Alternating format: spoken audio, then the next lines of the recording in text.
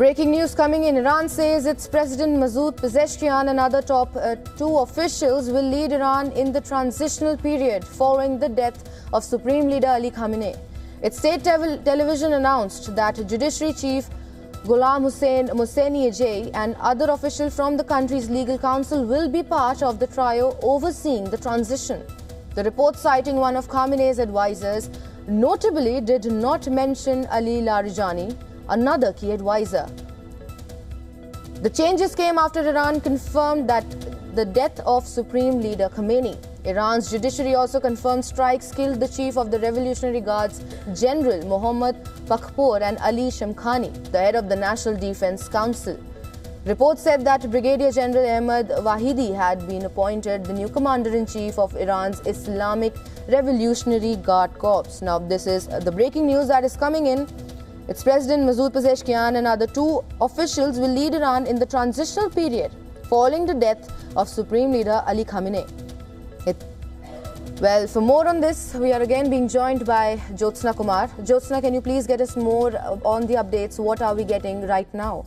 As you mentioned, of course, we have these updates coming in after the death of Khamenei. Of course, everyone was waiting to see who will be the second in command, and now we already know that Pezeshkian will be taking up the role now. He will be taking up of course, the death. Of course, we know that the commanders-in-chief of Iran's IRGC, Mohammad Pakpour. Now, these are the names. Interestingly, Israel's defense forces had already announced the names of 7 members of Iran's security leadership, and this includes both Pakpour and Shamkhani, and which they claim have dead. And now, of course, there has been an announcement that, of course, we'll have to wait and see how Pezeshkian takes this forward. But, of course, right now, what we know is that Khamenei has now been killed, and even though Israel is still ongoing with its strikes on Iran, we know that 30 sites were targeted.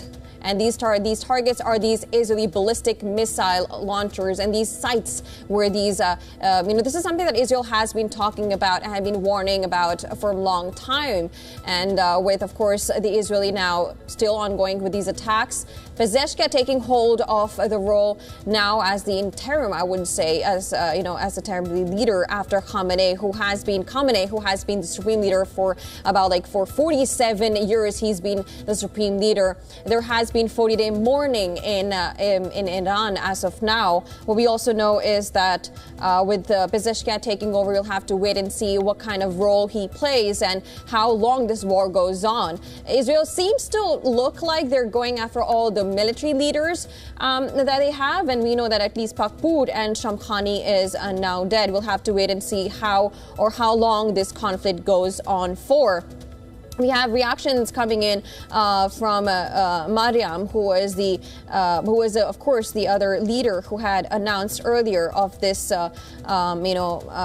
interim government, so-called. So, of course, we'll have to wait and see what kind of role that they play. But as of now, we know that Ali Shamkhani, who is the representative of the leader of the Supreme Defense Council, and Major General Mohammad Pakpour, Commander-in-Chief of the Islamic Revolution Guard, who have IRGC. Now, IRGC had also announced this announcement of a major strike that they are going to start against, Israel or, in U.S. bases. They had announced earlier IRGC, and I'm just quoting what they had said. They said that the most ferocious offensive operation in the history of Iranian armed forces will begin in a few moments towards the occupied territories and bases of American terrorists, is what they had announced. But as of now, we know that Israel is targeting the military leaders or chiefs, so to say. They had already announced 7 names, out of which these 2 were named as killed as well. And so far, the state media of Iran has confirmed these 2 deaths. That's what we know.